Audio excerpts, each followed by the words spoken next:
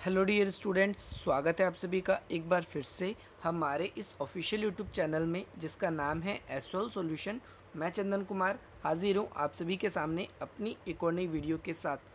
So guys, बड़े दिन से आप लोग ये कमेंट कर रहे थे, मुझे मैसेज भी कर रहे थे, सर एजुकेशन की वीडियो बना दो, एजुकेशन की वीडियो बना दो, क्योंकि एग्ज़ाम हमारे बहुत नियर आ चुके हैं और हमारे पास एजुकेशन के नोट्स बहुत कम है। सो गाइस, आप लोगों के लिए आज एजुकेशन की एक और इम्पॉर्टेंट क्वेश्चन की वीडियो आ चुकी है और इसका जो पीडीएफ नोट्स हैं वो आप लोगों के लिए हमारे टेलीग्राम स्टडी चैनल पर अवेलेबल करवा दिया जाएगा। अगर आपने उसको ज्वाइन नहीं किया है तो उसका लिंक वीडियो के डिस्क्रिप्शन में मैं डाल दूंगा, आप वहां से ज्वाइन कर सकते हो। इसके अलावा आपको कोई भी दिक्कत अगर आती है हमारे ग्रुप को ज्वाइन करने में तो आप हमसे इस नंबर पे कांटेक्ट करके हमसे जुड़ सकते हैं। ओके,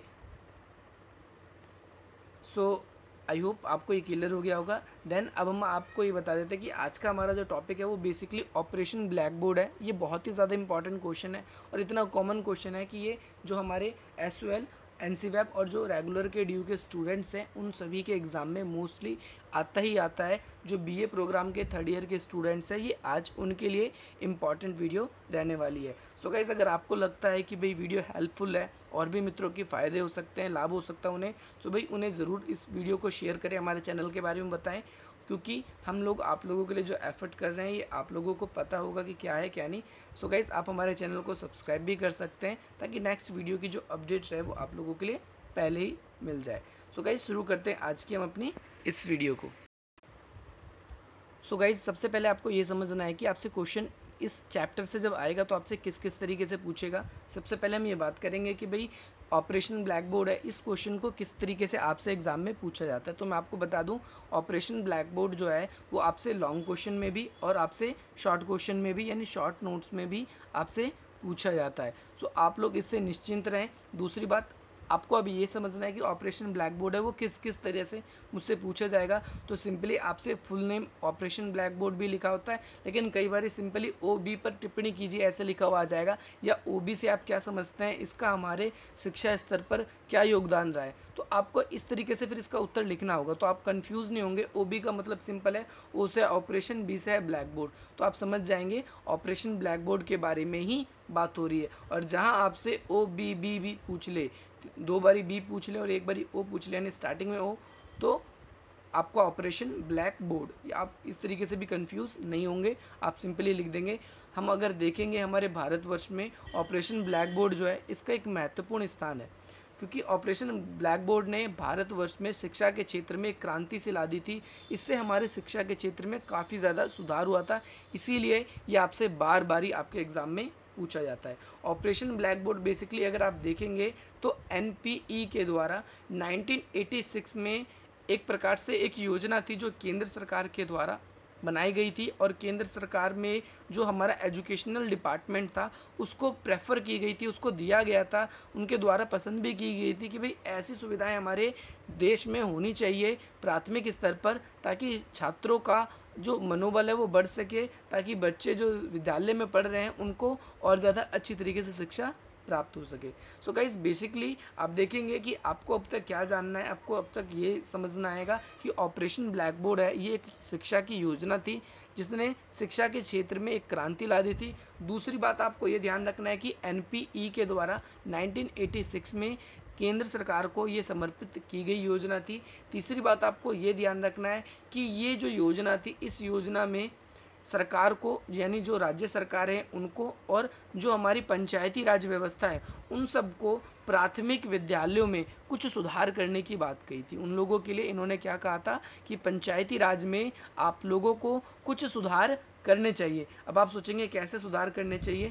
सो गाइस, अब हम बात कर लेते हैं OB की योजना। इसीलिए मैंने, देखो गाइस, आप लोग कंफ्यूज ना हो, अगर आपसे OB भी सिंपली आपसे एग्जाम में पूछ लेता है तो मैंने इसलिए डायरेक्टली OB भी लिख दिया है। OB का मतलब क्या है, यहाँ पर ऑपरेशन ब्लैक बोर्ड की योजना की जो शुरुआत है अगर आप देखोगे वो कब हुई।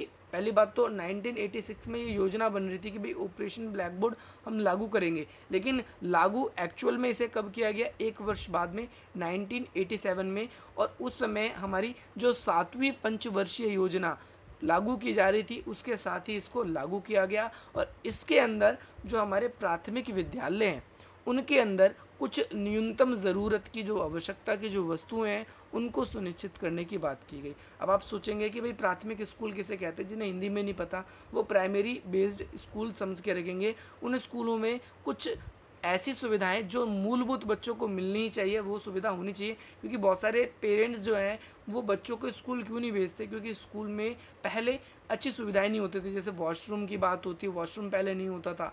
सो जो देहात के इलाके थे वहाँ पर कोई भी जो पिता था वो अपनी पुत्री को भेजना नहीं चाहता था। दूसरी बात, वहाँ पर जो है पेयजल की व्यवस्था नहीं होती थी, वहाँ पर कमरे नहीं होते थे पक्के, वहाँ पर बाहर ही बैठ के लोगों को पढ़ना पड़ता था। तो ऐसी बहुत सारी समस्याएं थी ऑपरेशन ब्लैक बोर्ड के अंदर। इन सभी मौलिक जो ज़रूरत थी उन सभी ज़रूरतों को रखा गया। सो गाइस, अब हम बात करते हैं कि भाई क्या उद्देश्य था ऑपरेशन ब्लैक बोर्ड का। तो प्राथमिक विद्यालयों में पाठ्यक्रम यानी जो भी आपको सिलेबस पढ़ाया जाता है, एक तो सिलेबस और शिक्षक उपकरण यानी शिक्षक को पढ़ाने वाली चीज़ भी, जैसे श्यामपट्ट, पेयजल। अब पेयजल पढ़ाने की चीज़ तो नहीं, बट वहाँ पर अवेलेबल होना चाहिए। ये बच्चों के लिए ये और टीचर के लिए दोनों के लिए ज़रूरी है। इसके अलावा शिक्षकों की व्यवस्था हो। पहले क्या होता था, कई स्कूल तो थे रजिस्टर्ड थे, बट स्कूल में एक ही टीचर इतने सारे स्टूडेंट्स, सो ये भी प्रॉब्लम थी। सो ये चीज़ें होनी चाहिए। इसके बाद शौचालय, ये सारी बातें इस ऑपरेशन ब्लैक बोर्ड में रखी गई थी, सुनिश्चित की गई थी कि भाई एक प्राथमिक अगर विद्यालय है तो इस विद्यालय में एक तो हमारा पाठ्य सामग्री जो भी चीज़ क्लास के अंदर पढ़ाया जाएगा वो पहले से प्रिपेयर होना चाहिए। दूसरी बात, शिक्षक के उपकरण, श्यामपट्ट, चौक, ये सारी चीज़ें होनी चाहिए। देखो नीचे मैंने बहुत सारी चीज़ें लिख रखी है, आप यहाँ पर इसको समझ सकते हैं अच्छी तरीके से।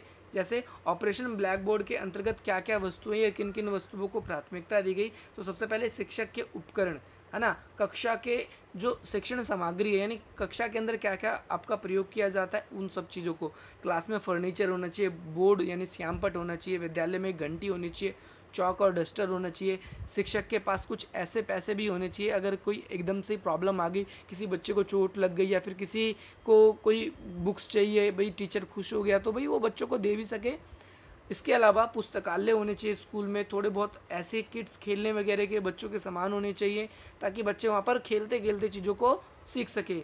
विज्ञान और गणित से संबंधित उनकी जो भी चीज़ें हैं वो सारी चीज़ें होनी चाहिए। सो ये सारी बातें अगर हम देखेंगे तो ऑपरेशन ब्लैक बोर्ड के अंदर शामिल की गई कि भाई ये सारी चीज़ें बेसिकली होनी चाहिए, जिसमें वॉशरूम है, पानी पीने के लिए भाई नल की व्यवस्था होनी चाहिए, और भी बहुत सारी चीज़ें हैं जो इसके अंदर ली गई थी। अब आपको वो चीज़ें मैं बताऊंगा कि जो सरकार, देखो मांग तो इतनी सारी चीज़ें की हुई, लेकिन सरकार ने क्या क्या मांगों को एक्सेप्ट किया। अब उन चीज़ों का आपको ध्यान रखना है कि भाई ऑपरेशन ब्लैक बोर्ड में कौन कौन सी सुविधाएं दी गई, सरकार की ओर से क्या क्या माना गया। सो सबसे पहली बात, सरकार ने ये माना कि भाई जो विद्यालय होगा उसमें एक बड़ा भवन होगा, यानी एक कमरे काफ़ी बड़ा भवन होगा। उस भवन में कम से कम 2 इमारत अवश्य होंगी, 2 इमारत ज़रूर होंगे। और सभी की सभी जो इमारत है यानी जो कमरे बनेंगे, इमारत का मतलब ये कोई बिल्डिंग नहीं है। जो देहाती इलाकों में अगर भवन कहा गया है उनको, तो उन कमरे में वो कैसे होने चाहिए, हवादार होना चाहिए, यानी खिड़कियाँ बड़ी होनी चाहिए, दरवाजे होने चाहिए ताकि हवा अंदर आ सके। पंखा नहीं भी चल रहा है तो बच्चों को गर्मी ना लगे। इसके अलावा छात्र छात्राओं के लिए पृथक शौचालय होने चाहिए। एक ये भी चीज़ काफ़ी ज़्यादा इंपॉर्टेंट थी कि भाई लड़कों के लिए अलग और लड़कियों के लिए अलग वॉशरूम होना चाहिए। इसके बाद में पानी के लिए नलों की व्यवस्था होनी चाहिए वहाँ पर ताकि पानी पी सके। इसके बाद घंटी वगैरह ये सारी चीज़ें तो थी।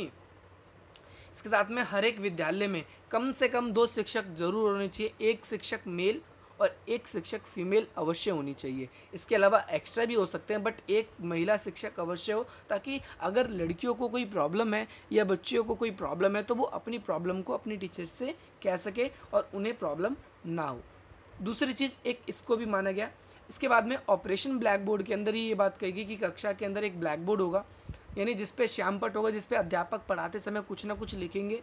मानचित्र होगा ताकि अध्यापक बच्चों को अच्छी तरीके से उस मानचित्र की जानकारी देंगे कि भाई फिजिकली भारत कैसा है, किधर हिंद महासागर है, किधर पश्चिम बंगाल है, किधर अरब सागर है, किधर दिल्ली पड़ती है। तो ये सारी चीज़ें वहाँ पर होगी। इसके अलावा तरह तरह के चार्ट होने चाहिए वहाँ पर। जैसे अगर छोटी क्लास में फलों के नाम पढ़ाए जा रहे हैं तो बच्चा उस चीज़ को, जिस चीज़ को बच्चे ने देखा है तो उसको देखकर वो आसानी से एक इमेजिनेशन कर सके, चीज़ों को समझना सीखे कि हाँ भाई ये चीज़ ऐसी होती है। इसके अलावा बच्चों के लिए खिलौने, खेलने वाली एक्टिविटी जिसे खेल खेल में सिखाया जा सके, और अनुभवों के सहित आवश्यकता अध्यापन, यानी कुछ वस्तुएं ऐसी हों जो उसको पढ़ाने में मदद करें। सो इस योजना के ज़रिए एक आप देखोगे ऑपरेशन ब्लैक बोर्ड एक ये ऐसी योजना थी जो प्रशासकों को स्कूल की सुविधाओं के लिए उनका ध्यान आकर्षित करना था कि भाई सरकार भी बच्चों के ऊपर ध्यान दे कि भाई ये सारी चीज़ें इन क्षेत्रों में कमी है, बच्चों को ये सारी चीज़ें अवश्य मिलनी चाहिए। अब इसके बाद हम इन पॉइंट्स के बारे में बात करेंगे कि ऑपरेशन ब्लैक बोर्ड जो है उस योजना की क्या क्या विशेषता है, क्या क्या विशेषता नहीं है। आशा करता हूँ आपको ये समझ में आएगी। सो इसके अंदर सबसे पहली विशेषता यह है कि भाई विद्यालय और कक्षा को आकर्षक बनाने पर जोर दिया गया, यानी कि भाई विद्यालय जो इमारत थोड़ा होना चाहिए, थोड़ा इंफ्रास्ट्रक्चर अगर थोड़ा अच्छा होगा तो स्टूडेंट्स वहाँ बैठेंगे, सुरक्षा उनकी थोड़ी अच्छी होगी। दूसरी बात, वहाँ पर हवा वगैरह की व्यवस्था होगी, थोड़ा वॉशरूम वगैरह होगा, तो वहाँ पर लोग बाग आने से नहीं घबराएंगे कि भाई अपने बच्चों को भी वहाँ पर भेज सकेंगे, चाहे स्पेशली गर्ल्स के लिए। इसके बाद में शिक्षा के स्तर को बेहतर बनाया जा सके। ऑपरेशन ब्लैक बोर्ड का एक मिशन ये भी था कि भाई शिक्षा के स्तर को बेहतर बनाना है, और इसके साथ साथ में कि भाई आवश्यकताओं के कारण कोई विद्यालय ना छोड़े, यानी अगर किसी को कोई ऐसी अभाव दिख रहा है, प्रॉब्लम, जैसे मैं आपको बता देता हूँ, अगर आप रूरल एरिया में जाते हो तो वहाँ का लिटरेसी पावर जो है वुमेन का वो बहुत कम दिखाई देता है। रीज़न क्या है? क्योंकि विद्यालय दूर होते हैं। इसके अलावा वहाँ पर महिलाओं के लिए एक अच्छी सुविधाएं नहीं होती, जिसके कारण महिलाएं आगे चलकर या जो फीमेल है वो आगे चलकर अच्छा नहीं पढ़ पाती। ये प्रॉब्लम हमें देखने को कहीं ना कहीं मिलती है। इसके बाद है अध्ययन और अध्यापन प्रक्रिया के लिए न्यूनतम मदों का उल्लेख किया जाए, यानी जो पढ़ाने के लिए जो भी कम से कम चीज़ें आवश्यक हैं वो सारी आवश्यक की चीज़ें लोगों को प्रोवाइड होती रहे डेली बेसिस पे। सो गाइस, आशा करता हूँ आपको ये वीडियो समझ में आई होगी और आपको भी वीडियो पसंद भी आई होगी। और आप इसी प्रकार से वीडियो के जो अपडेट्स चाहते होंगे तो आप हमारे चैनल से ज़रूर जुड़ेंगे, चाहे ये एसएल सॉल्यूशन हो या फिर आर्ट्स पॉइंट क्लासेस हो, दोनों जगह पर आप हमसे जुड़ेंगे, क्योंकि दोनों जगह से आप लोगों के एग्ज़ाम्स की तैयारी करवाई जाएगी। आप वहाँ से भी हमारे साथ जुड़ सकते हैं और वहाँ से भी अपनी एजुकेशन को, अपनी शिक्षाओं को वो आप प्राप्त कर सकते हैं। ओके गाइस, तो मिलते हैं हम आपसे अपनी अगली वीडियो में। जय हिंद, जय भारत। आपसे अगली वीडियो में मिलते हैं हम, और उसके अंदर हम आपको कोई और विषय भी पढ़ा सकते हैं, ये भी पढ़ा सकते हैं। सो गाइस, आप चेकआउट करते रहिए, क्योंकि आप लोगों के लिए जो भी नए नोटिफिकेशन भी आते हैं तो वो भी हम सबसे पहले ही आपको बताते हैं। सो मिलते हैं गाइस अपनी अगली वीडियो में। जय हिंद, जय भारत।